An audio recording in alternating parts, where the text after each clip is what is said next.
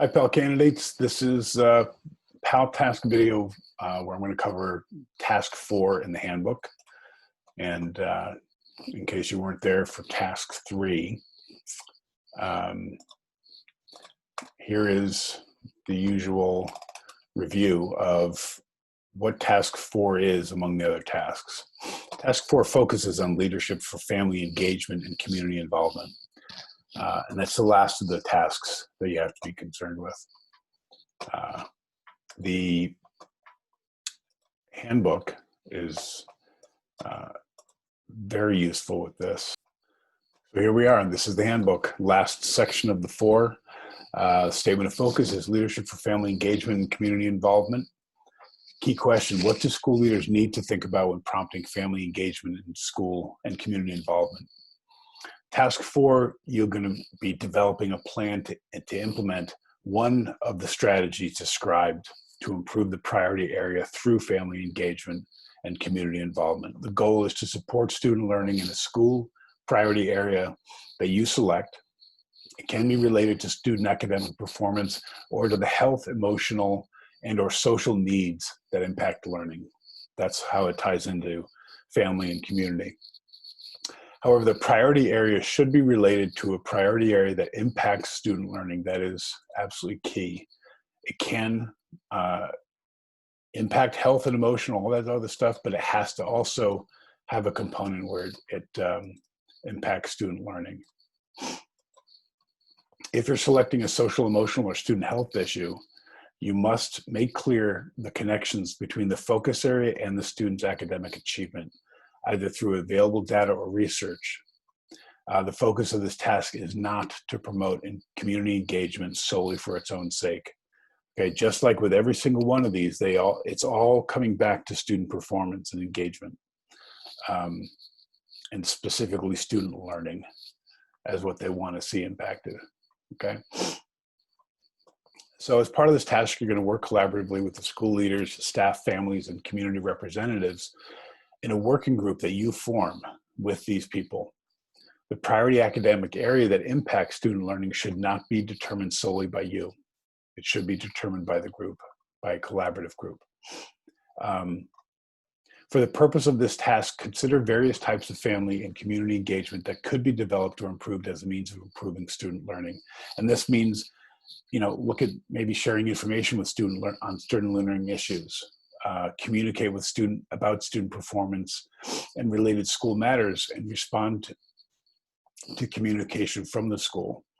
Engage family and community members in volunteering and supporting classroom and school activities, et cetera, et cetera. They gave you a bunch of examples here.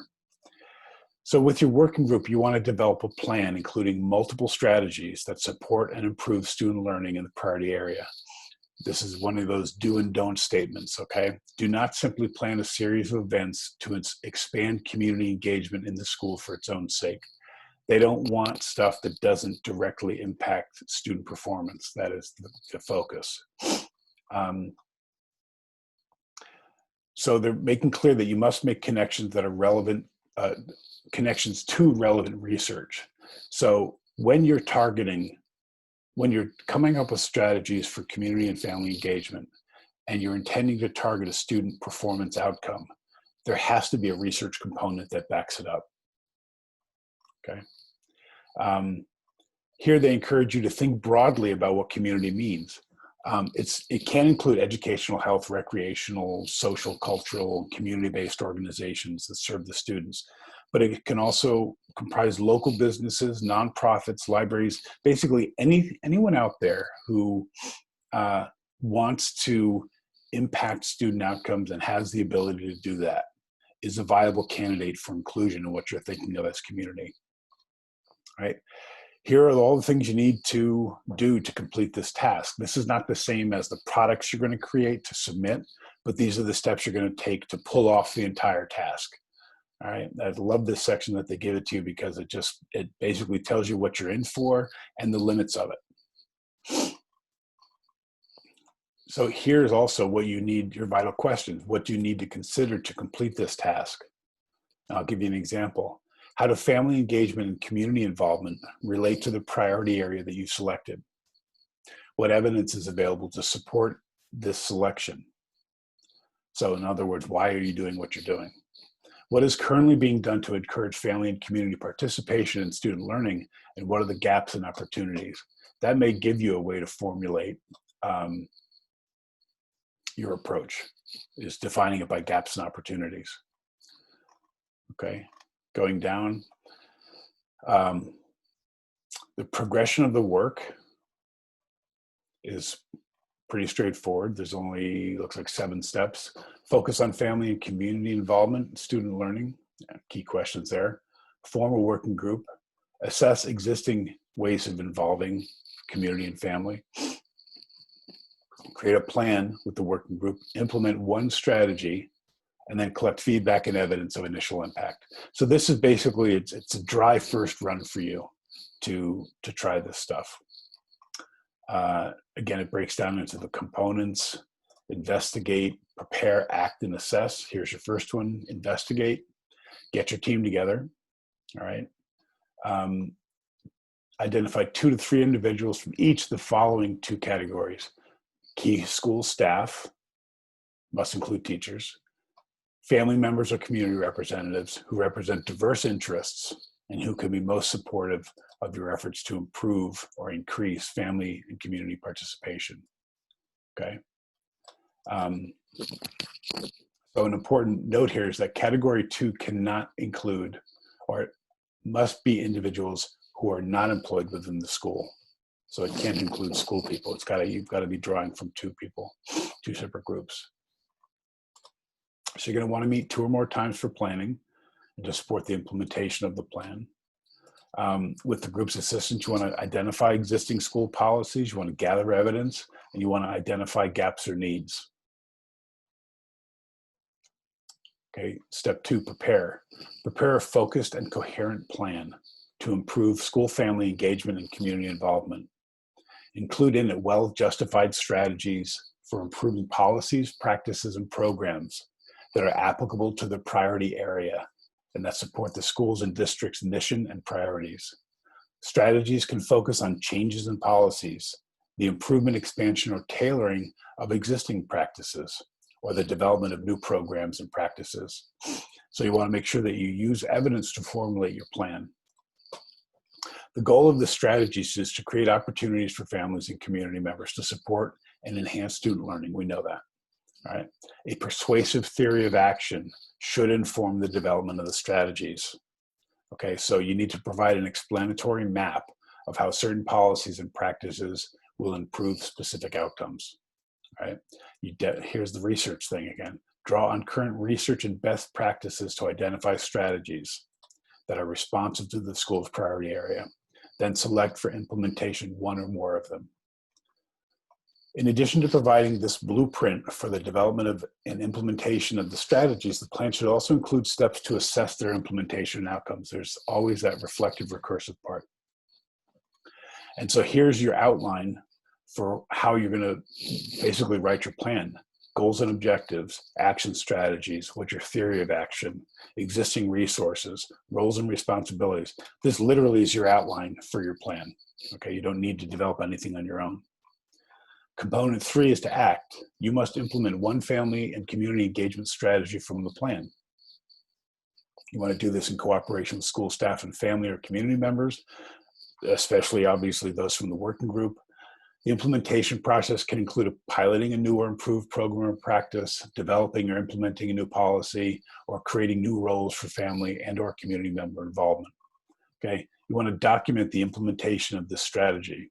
You're going to document everything, basically. You're going to document the work you did to find these people. You're going to basically tell the story of how you found these people to be involved, what you did in preliminary discussions, how you came to your strategies for implementation, and then how did it go, and then you're going to reflect on yourself. Component 4 is assessment. Solicit and analyze feedback from the working group members on the feasibility, usefulness, and benefits of what you tried to do. Solicit feedback from the working group members and school leaders about your leadership effectiveness. That's a different focus. Analyze the effectiveness of the planning and strategy implementation process that you and others used.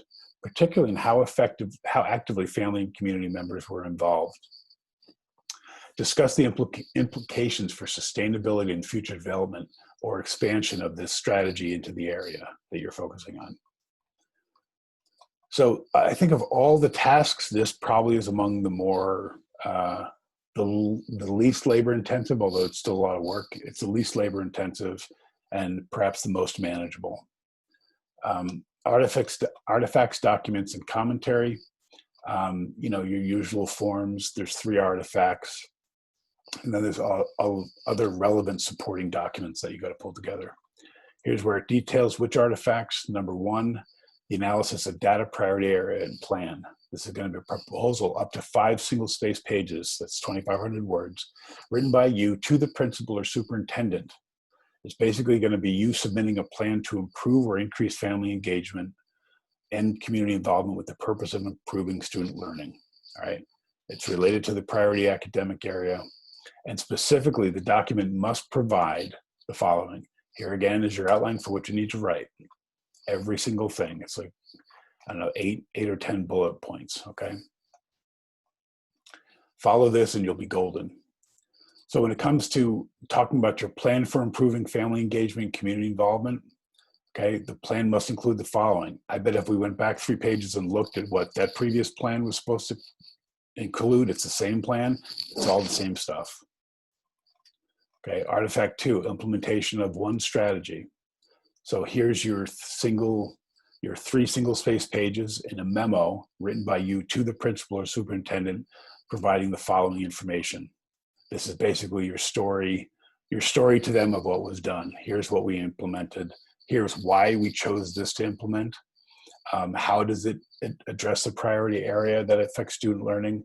You're going to outline the steps you took, and then a description of how people were involved. Discussion of strengths and weaknesses, discussion of compelling explanation. The feedback report is artifact 3, and a report up to 3 single-space pages, 1,500 words, written by you to the principal superintendent. You're going to present an analysis of the feedback. And again, here's your outline. You're going to answer these questions or do these steps. You're going to provide a description of the individuals who provided feedback. Okay, you're going to include quantifiable information on the number of individuals and the nature of their feedback. You're going to explain the feedback and differentiate it by group and individual.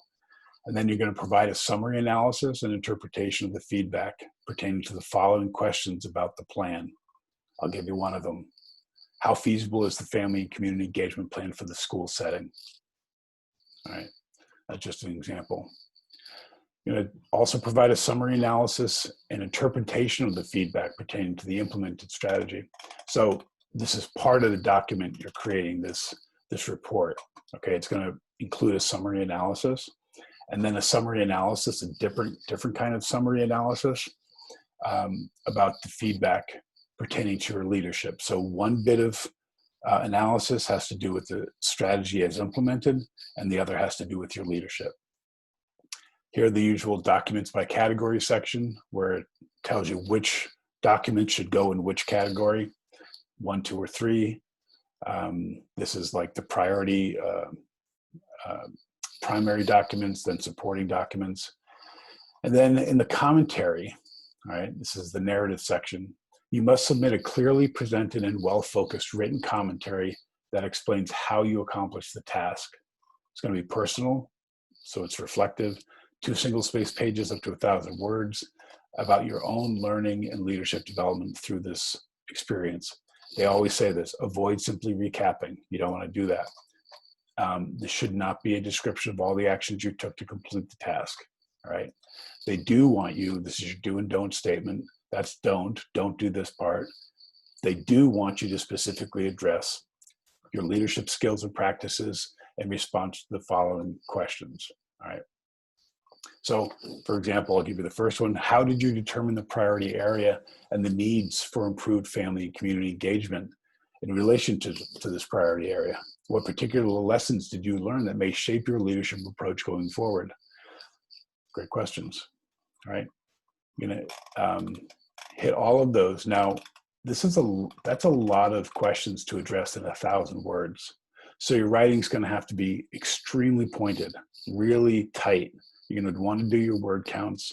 And there's probably questions in here that support each other and lead to the evolution of a written kind of essayistic self-reflection piece about this experience. But remember, you want it to be rich enough to hit your 1,000-word limit. You don't want to go over that. You don't want to come in at 750 words or 800 words. Your checklists start here with the evidence charts, okay? All your usual documents, templates are provided, and then your artifacts, 1, 2, and 3, the category of the documents, priority area justification, summary of policies and strategies, participation and engagement of families, and then your commentary.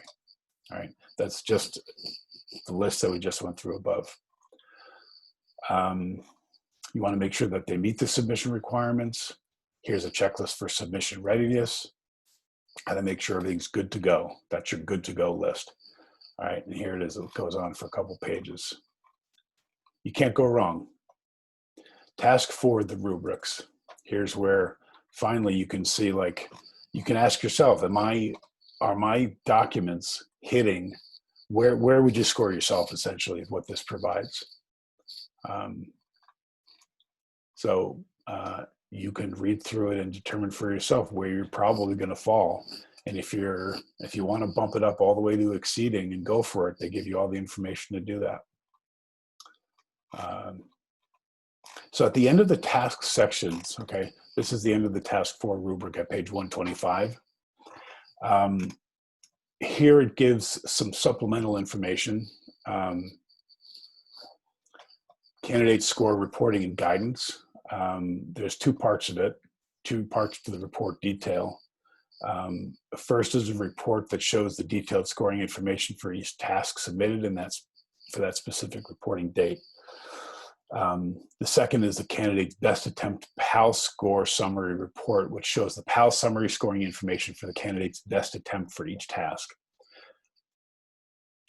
Based on the best attempt, a total PAL score is displayed that indicates whether the candidate has passed the PAL assessment by earning a total score that meets or exceeds the required total passing score in place. I'm not going to get into this in detail because it is how they scored is covered, and I would say focus on getting the tasks done first, and then, then you can delve into wondering, like, okay, how am I going to be scored and what does the score mean?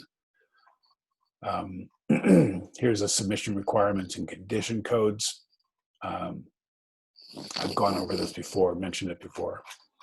And that's essentially it. There's assessment policies, and then there's a glossary.